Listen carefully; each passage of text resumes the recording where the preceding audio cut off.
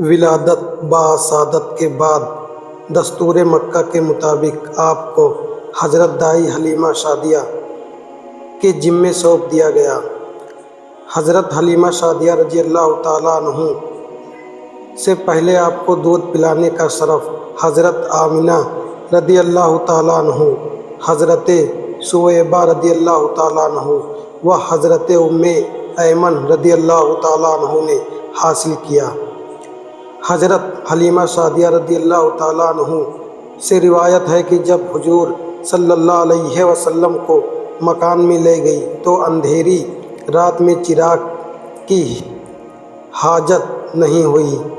ہمیشہ پورا مکان آپ کے چہرے انور کے نور سے روشن و تبانک رہتا تھا، اور ہمیشہ حضور صلی اللہ علیہ وسلم سیدھے پستان کا دودھ نوش فرماتے، الٹے پستان میرے بیٹے کے لیے چھوڑ دیا کرتے، اور وہ بھی ادب کی وجہ سے کبھی دہنی پستان پر ہاتھ نہیں ڈالا، اور حضور صلی اللہ علیہ وسلم سے پہلے دودھ نہ پیتے۔ اور حضرت حلیمہ سعدیہ رضی اللہ تعالیٰ عنہ فرماتی ہیں کہ کبھی حضور صلی اللہ علیہ وسلم نے بچھونے پر پیشاب پیخانہ نہیں کیا۔ دن بھر میں ایک ہی وقت مقرر تھا، جب وہ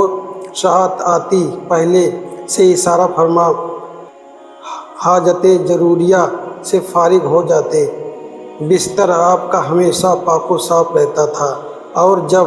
میں ارادہ کرتی کہ آپ کا منہ دھلائے تو اسی وقت اپنے آپ غیب سے دھل جاتا تھا۔ مجھ کو منہ پوچھنے اور نہلانے کی نوبت کبھی نہ آئی، اور آپ ایک دن میں اتنا بڑھتے تھے کہ اور بچے ایک مہینے میں، اور مہینے میں اس قدر بڑھتے تھے کہ آپ اور بچے ایک سال میں جب 2 مہینے کے ہو گئے بیٹھنے لگے، تیسرے مہینے میں کھڑے ہونے لگے، پھر جب آپ 6 مہینے میں دوڑنے لگے، 7ویں مہینے میں خوب دوڑنے کی طاقت ہو گئی، 8ویں مہینے پیاری پیاری باتیں کرنے لگے، 9ویں مہینے خوب صاف عقل مندی کی باتیں فرمانے لگے، اور جب عمر شریف 10 مہینے کی ہوئی کمان سے تیر چلانے لگے، اور جو لڑکے کھیلنے کو کہتے تو آپ فرماتے کہ ہم کو اللہ پاک نے کھیلنے کے لیے نہیں پیدا فرمایا، اور ہر چیز سیدھے ہاتھ میں بسم اللہ شریف پڑھ کر لیا کرتے تھے۔ حضرت حلیمہ سعدیہ رضی اللہ تعالیٰ عنہ فرماتی ہیں کہ ایک سال پورے سال بھر ملک میں بارش نہیں ہوئی تو ہم لوگ حضور صلی اللہ علیہ وسلم کو لے کر جنگل میں گئے اور دعا مانگی، اے اللہ اس صاحبزادے کے طفیل بارش کا نزول فرما۔ دعا کے بعد فوراً گھٹا چھائی اور ایسی مسول دھار بارش ہونے لگی کہ ایسا معلوم ہوتا تھا کہ مشک و منہ کھل گیا ہے۔ ایک دن آپ چارگاہ میں تھے کہ فرشتے آئے اور آپ کا شکم مبارک چک کیا۔ حضرت حلیمہ سعدیہ رضی اللہ تعالیٰ عنہ کے شہزادے حضرت ضمیرہ اس واقعے کو دیکھ کر گھر دوڑتے ہوئے اپنے گھر آئے، اور اس نے کہا کہ امی جان بڑا گجب ہو گیا، محمد صلی اللہ علیہ وسلم کو 3 آدمیوں نے جو بہت ہی نورانی شکل و صورت والے اور سفید لباس والے تھے، انہوں نے آپ کو چت لٹا کر کا شکم کو چیر ڈالا، اور میں اسی حال میں ان کو چھوڑ کر بھاگا ہوا آپ کو خبر کرنے آیا ہوں۔ یہ خبر سن کر حضرت حلیمہ سعدیہ رضی اللہ تعالیٰ عنہا اور ان کے شوہر دونوں گھبرائے ہوئے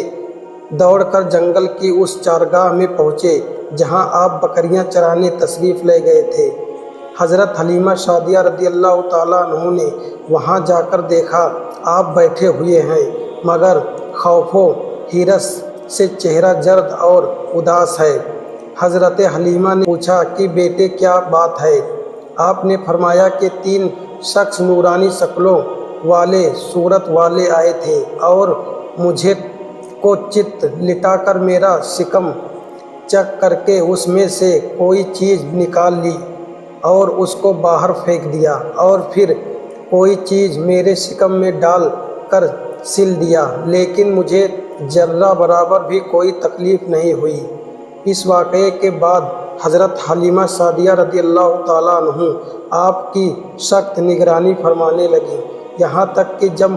مکمل پورے 2 سال ہو چکے تو آپ کا دودھ چھڑا دیا گیا۔ آپ کی تندرستی، نشو و نما کا حال دوسرے بچوں سے اتنا اچھا تھا کہ 2 سال میں آپ خوب اچھے بڑے معلوم ہونے لگے۔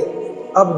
دستور کے مطابق حضور رحمت عالم صلی اللہ علیہ وسلم کو آپ کی ولادت مسجد کے پاس لائی اور حضرت آمنہ رضی اللہ تعالیٰ عنہ نے حضرت حلیمہ سعدیہ کو بے شمار